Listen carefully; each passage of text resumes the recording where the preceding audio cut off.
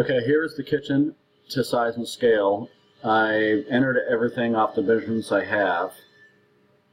There's a little issue here, but on the plans that I got, it looks like it's 11 feet 3 inches from this, which maybe is an opening or a door, 11 feet 3 inches from this point to the corner, where the cabinets end right here. And this is a dead corner unless we modify this drawer front here. We'll figure it out, but this is what I've got thus far with the trash compactor in the corner and the notes. It looked like it was 19 inches from the left side of the sink. This is the sink cabinet to the face of this cabinet. The overhang 105, 58, and this is shorter than what you gave me, but I put the trash can cabinet in here, which is a standard 18 inches wide.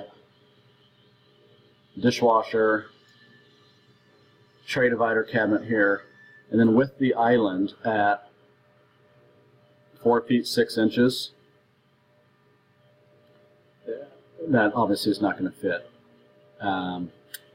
But we'll keep working on it and figure out what we want to do here. So the back of the Peninsula will have shaker paneling. It doesn't show in here, but this will be whatever, well, shaker, I'm assuming that's what it's going to be. Whatever door style we choose will be all around the back. Fridge cabinet, a pantry or floor-to-ceiling cabinet. Lazy Susan in the corner, 30-inch range, 30-inch hood above it. Big drawer stack to the right of the fridge, and the bar cabinet. Microwave would go in here.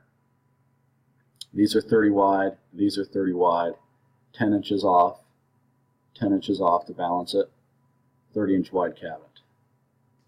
So let's look at this on the elevation side of things. Our measurements are here.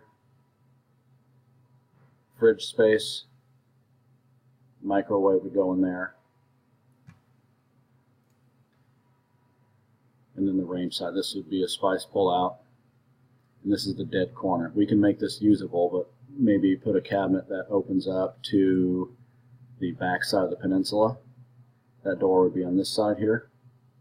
But anyway, that's what I've got thus far. Let me know what you think of this, and we can move forward. But if this looks good, or once we get this figured out, I can price it out for you. All right, thank you.